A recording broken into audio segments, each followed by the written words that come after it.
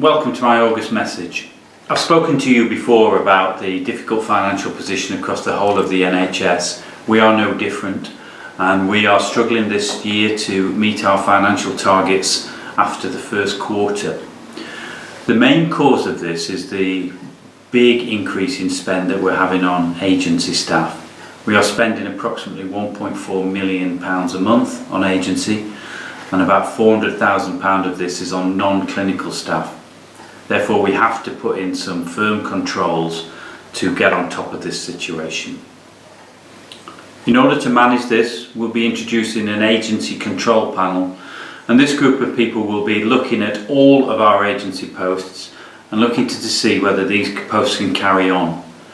There will be no new agency posts unless these have been actively recruited to. And our aim by the end of this year is to be completely free of any staff that come through an agency for non-clinical work. I would encourage all agency staff to join our bank. It has good terms and conditions, and it has benefits that you won't get through working from an agency. The details about how to join this and information about it should be on the screen now. Can I remind all staff that confidential information about service users, which is held on RIO and IAPTUS, should only ever be accessed for work purposes and if you've got a legitimate relationship with the service user. There have been some incidents recently where staff have viewed health records for no justifiable reason, and this really is in breach of your terms and conditions of employment, the law and NHS guidance. All RIO and all IAPTUS access is recorded, and we can identify who's accessed records and who should be accessing records. So can I please remind you to respect the confidentiality of service users' sensitive personal information as if it was your own. This is in your IG training. If you've gone through that, you will know all about it. Last month we were successful in becoming one of 6 national pilots for new ways of providing forensic services, and we partnered with both SLAM, Oxley's and NHS England to take over the commissioning and provision of all forensic services across South London. I think this gives us a really unique opportunity to design services and provide a more comprehensive range of services across the whole of South London. And the outcome of this pilot will be used to see whether this is something that can be spread to the rest of the country.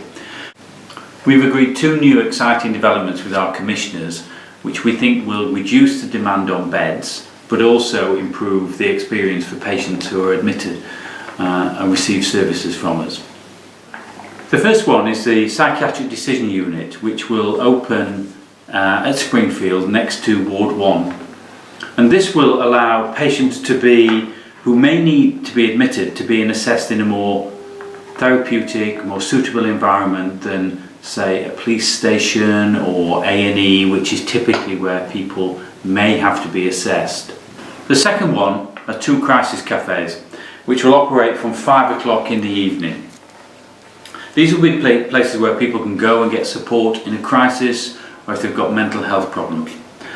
There's been a really successful model that's operated in Aldershot that staff have been down to have a look at, which has reduced the demand on beds in the area that operates there, and we anticipate that that will do the same here. For both of these developments there will be more information in the next team brief, so please look out for that. There are 2 major initiatives that we're doing consultation on at the moment across the Trust. The first one is the second phase of the Corporate Services Review. Now this is reviewing the rest of Corporate Services departments to look at where we can make efficiencies, where we can make improvements. The second one is a consultation on service line management. So both these consultations finish on the 23rd of September, and I'm going to talk to you a little bit more about service line management. The purpose of service line management is to enable clinical leads, operational managers to not only lead but to be fully accountable for the clinical, operational, quality and financial performance of their service lines. We've been working with other mental health trusts across the country and assessing the benefits of service line management on patient care.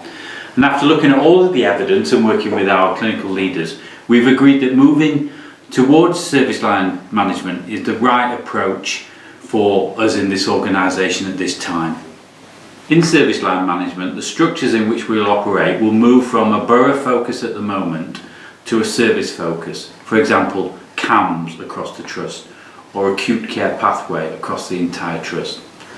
I think this will enable our clinicians to really take the lead on service developments and drive improvements in patient care. And we think by moving to this, services will be delivered in a more consistent way, and this will benefit patients and also allow us to become more effective and efficient. Although we're really excited about how changing the way we deliver our services to really improve patient care, what I really want is that staff can be engaged in helping to shape the structure of service line management. A consultation is happening at the moment, and this will run until the 23rd of August. So please look on Insight.